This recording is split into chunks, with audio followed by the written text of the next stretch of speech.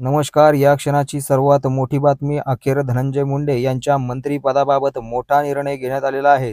नेमकं काय बातमी आहे सविस्तर जाणून घेण्यासाठी अजूनपर्यंत जर तुम्ही आपलं चॅनल सबस्क्राईब केलं नसेल, तर चॅनलला सबस्क्राईब करा आणि समोर दिलेल्या बेल आयकॉनवरती देखील क्लिक करायला विसरू नका. जेणेकरून अशाच प्रकारच्या नवनवीन अपडेट व राजकीय घडामोडी आपल्याला या चॅनलवरती पाहायला मिळेल.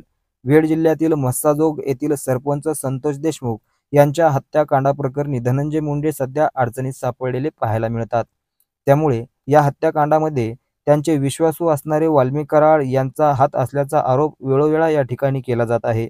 राज्यातील वातावरण चांगलेच या ठिकाणी तापलेले पाहायला मिळते, तर विरोधकांकडून धनंजय मुंडे यांच्या राजीनाम्याची मागणी देखील केली जात आहे.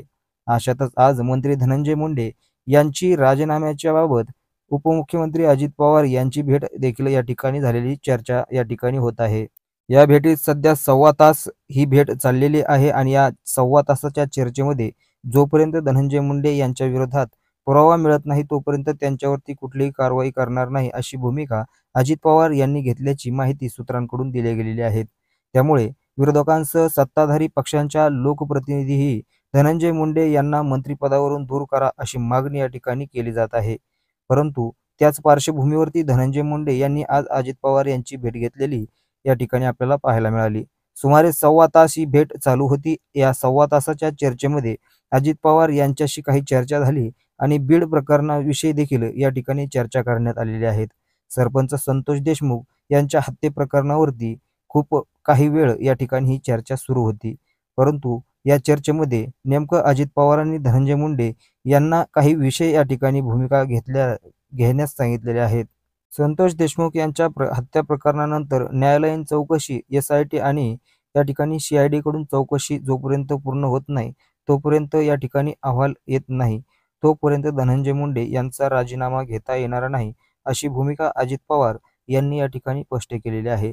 या तीनही चौकशीमध्ये जर धनंजय मुंडे हे दोषी सापडले तर त्यांचा राजीनामा घेतला जाईल अशी भूमिका अजित पवार यांनी या ठिकाणी सांगितलेली आहे. या प्रकरणासंबंधी सध्या तपास सुरू आहे. परंतु या ठिकाणी वेळोवेळा या ठिकाणी धनंजय मुंडे यांच्यावरती आरोप केला जात होता. परंतु अशातच मंत्री छगन भुजबळ यांनी या ठिकाणी धनंजय मुंडेंची पाठराख केलेली पाहायला मिळाली. दरम्यान राष्ट्रवादी काँग्रेसचे ज्येष्ठ नेते म्हणून छगन भुजबळ यांच्याकडे पाहिलं जातं.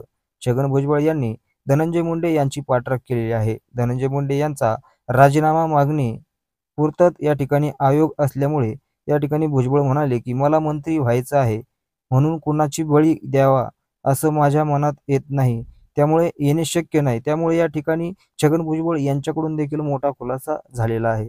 छगन भुजबळ यांना मंत्रिपद देण्यासाठी या ठिकाणी धनंजय मुंडेंचं मंत्रिपद काढले जाते का अशी देखील चर्चा सध्या आपल्याला महाराष्ट्रावर होताना पाहायला मिळते. मुख्यमंत्री देवेंद्र फडणवीस यांनी यापूर्वी संतोष देशमुख हत्याकांडावरील आपली भूमिका स्पष्ट केलेली पाहायला मिळाली. त्यांनी या भूमिकेमध्ये या प्रकरणाची कसून चौकशी व दोषीवरती कारवाई करण्याची ग्वाही देखील या ठिकाणी दिलेली पाहायला मिळाली.